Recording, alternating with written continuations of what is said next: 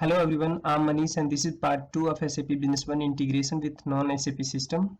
And in my earlier video, I have shown you how you can create your own Windows services, and I hope you might understand and you have created at your end.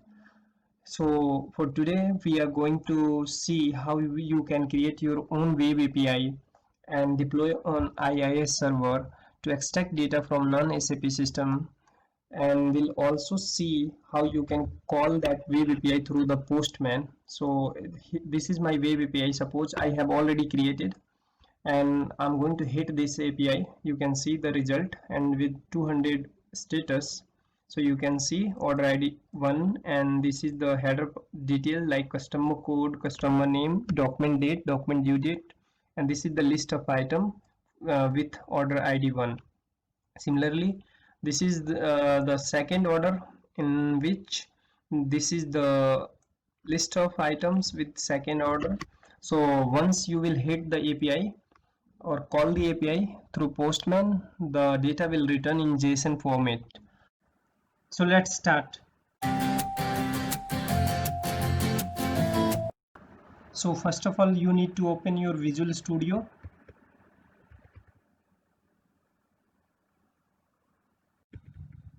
And then open new project here, and then give your project name here, SAP Integration API, and select web application.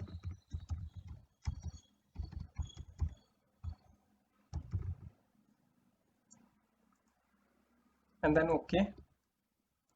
And here select ASP.NET empty template and then MVC and web API, so that it will add all the references and folder which are required for our web API.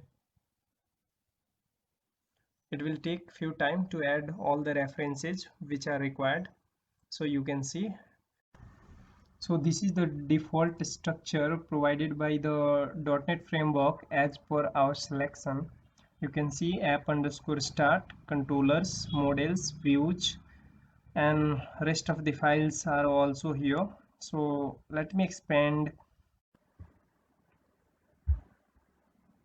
So let's move to these two files and we'll see what is the default code provided by the application. So inside the web API config file, you can see there is the configuration of root given by the application in default, and in second file is root config.cs. So here we can see this is the default root provided by the application. So to understand these two files, use of these two files, let me move to the slide. So here you can see we can configure web API to customize the behavior of our web API hosting infrastructure and components such as routes, formatters, filters, dependency resolver, message handler, parameter binding rules, properties, services, etc. The web API.cs file is used to configure hosting infrastructure. So basically there are few hosting properties that can be configured inside the web API config.cs. And as far as routing is concerned, so routing is a process of mapping the browser request to the controller action and return response back. We can set custom routing for newly created controller. The root config.cs file is used to set routing for the application. So you can see, so we are not going to do any changes because we are not going to define our own route. This is the default route we are going to use. So let's move to the next point. Next point is adding the models. So our task is to create sales order, get sales order data from non-SAP database. So we'll create two model here, data model. The first one is the order.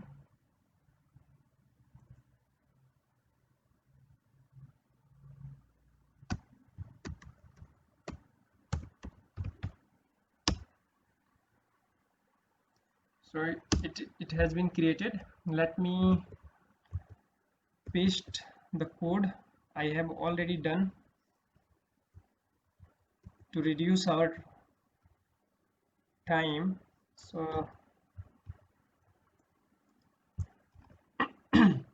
so at your end you can type these codes. So you can see here is the error because this is the list of item list class. So at this moment we don't have any item list class, so let me add.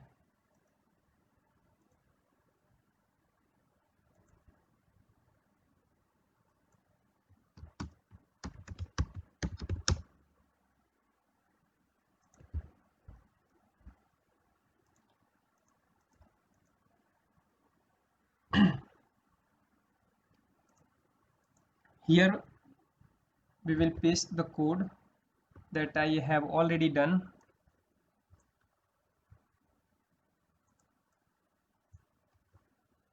So you need to understand a sales order may contain the item list and header data. So item list may contain item code, item name, quantity and price. I'm taking only 4 properties.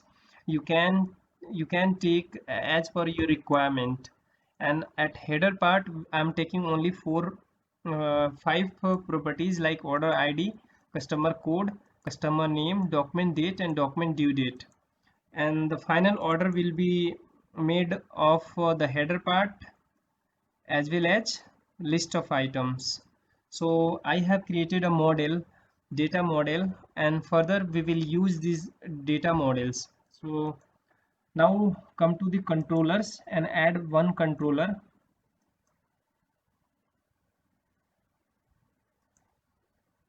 So this is the suffix, and this is the name of your controller, actual name of your controller that you will type here. Let me type order here. So order is my controller, and this is the suffix by which you can identify it is a controller.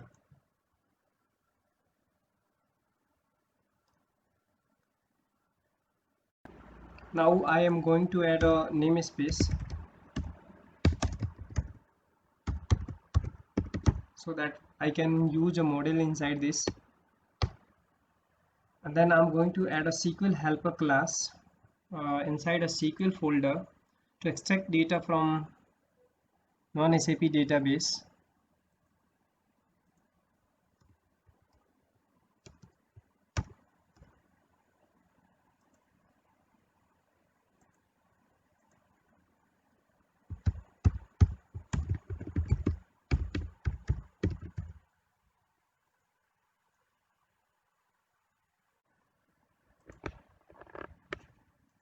Because we are going to interact with database through the SQL client driver. So let me add namespace system.data.sql client, and we are going to use data table. So one more namespace system.data.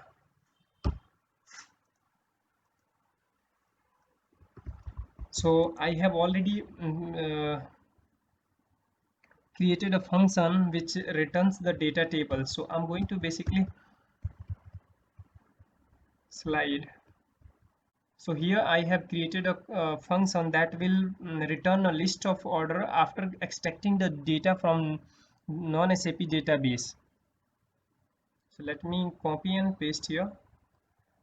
So it's getting error because I didn't use namespace SAP API.model. So here is one function I'm using here. The name is get data set from SQL data adapter. This is a function basically will take a parameter as a procedure name and returns the data table. So I have already created a function which will take procedure name, and inside that function procedure will call and the data table will fill and return to this object. So let me come to the slide and copy this line of code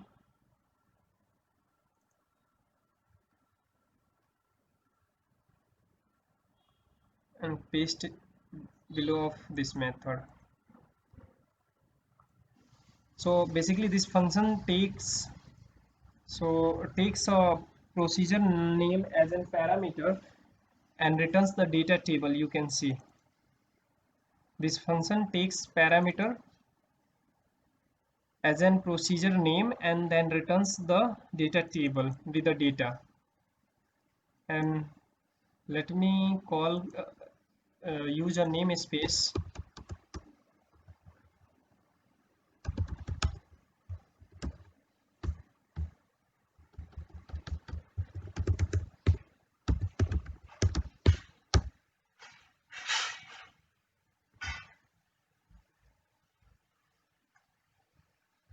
so that this error can be resolved.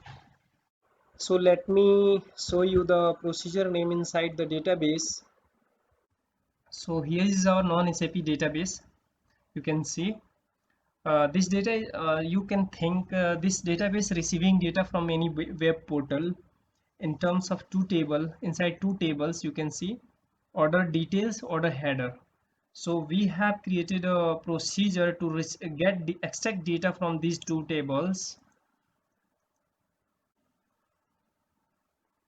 So this is our procedure that will extract data from these two tables, header part and detail parts. So let me call this. You can see there is two orders, one and second. Order ID is 1 and second. So order first has two items, HP notebook, HP printer, and order second has four items, HP printer, laptop, keyboard and mouse. So basically these are the two functions being used to extract data from non-SAP database. Inside this basically what we are doing, we are calling a get data set from SQL data adapter function, which is taking a procedure as a parameter and returning the data table with her data.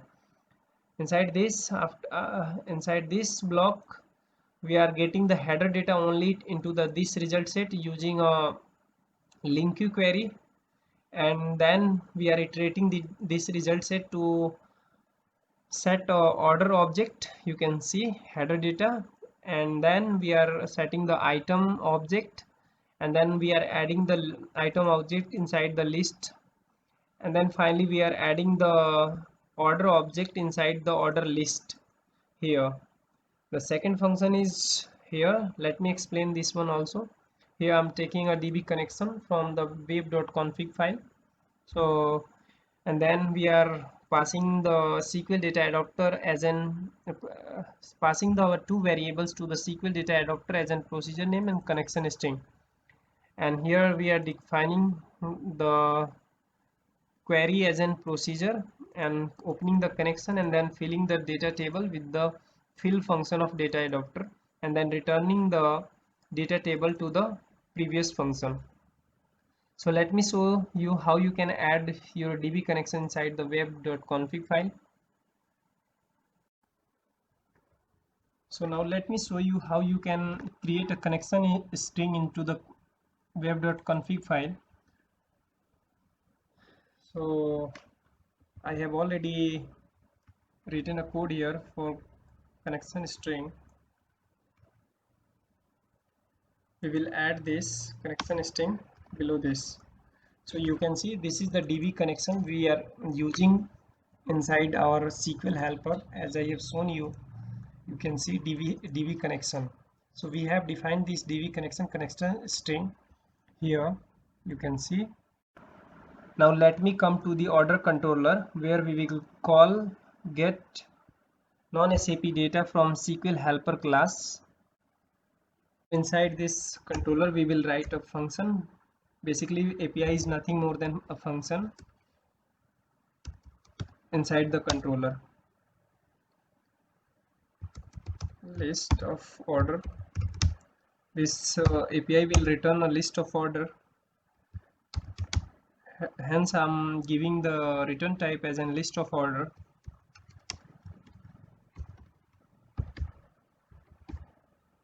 So let me give attribute above the function so that it can be identified as an get request.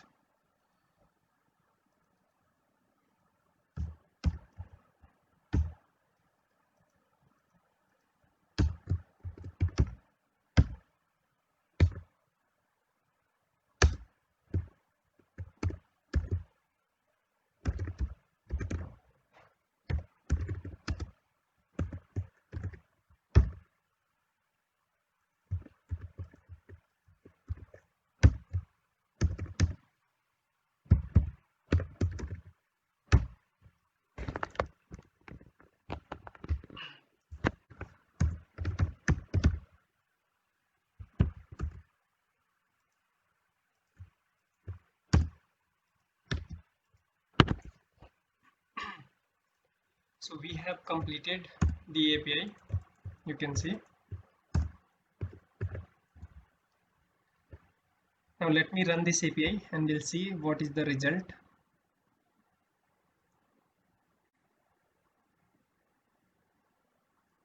So as we have decided root inside the web.api.config, we will have to add API slash order. Order is here controller name, and then enter. So you will see this will come to this controller because we have defined here root API and then controller. ID is optional, so we are not passing this ID. So we are only giving API and then controller name is order. That's why we have given in a browser. You can see here localhost colon port and API and then order. So let me debug. So you can see this API is being called from the browser. Now press F10, F11. Let me move through all the entire code so that you can understand. F11. So this procedure name is get order data. Here I'm calling get data set from SQL data adapter function that will return a data table at the end. So you can see the connection string we are getting from the web.config file here, and then connection object is created here. Now we are passing the procedure name and connection string, and finally we have data inside the data table. You can see the data table. So you can see all the orders are coming, that is inside the SQL server. Also 2 orders are here. So let me move further, and it is returning this data table to the data table object. So our data table have more than one rows so coming inside, and it is preparing a result sheet with a header data only, that is sales order data. Inside this you can see there is only 2 line, order ID 1, order ID 2, because we have a header data and we have added a distinct here, that's why it is giving only 2 line. So it will iterate for 2 line and add an item list to the item list object here. So let me iterate. So we have created an order object here, and then we are setting a header data, and we are passing a order number, order ID here 1, so that it will create a table, data table with all data of items, and then again iterating on the items list, and here adding the item object to the item list. And you can see there is 2 items in first order, so added, and finally order is added here. Now going to iterate to the second order. Similarly you can see 2 item, 3 item and 4 item, order is added.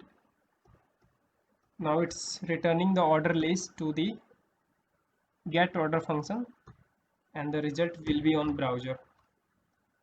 Continue. So you can see this is the XML format we are getting this order through the browser. You can see the second order has, the first order has 2 items. You can see item 6 and item 7, and the second order has 4 items, item 7, 1, 2 and 4. So this is the XML format. If you want your data to should be visualized in JSON format, so you will have to add a line of code inside the web API config. As I have earlier told you, this CS class is used to configure the hosting infrastructure like root, formatter, dependency resolver, etc. So let me add a line of code. Config dot formatter. We are going to add a formatter, JSON formatter.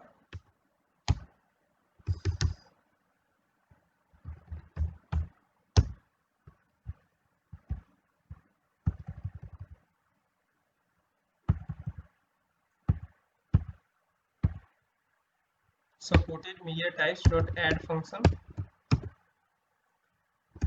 new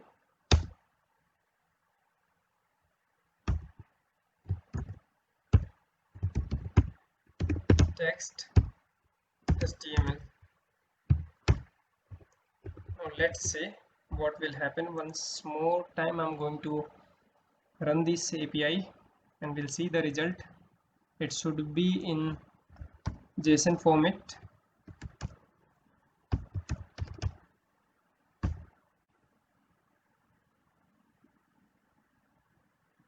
At this time I'm not going to debug, I'm going to see the only result. So you can see at this moment we are getting result into the JSON format. So thanks for today. We have created a web API which is extracting data from non-SAP and providing you into the JSON format. Further, I will show you in my third video how you can deploy your web API into the IIS server and how you can call through Postman as well. Thanks for watching.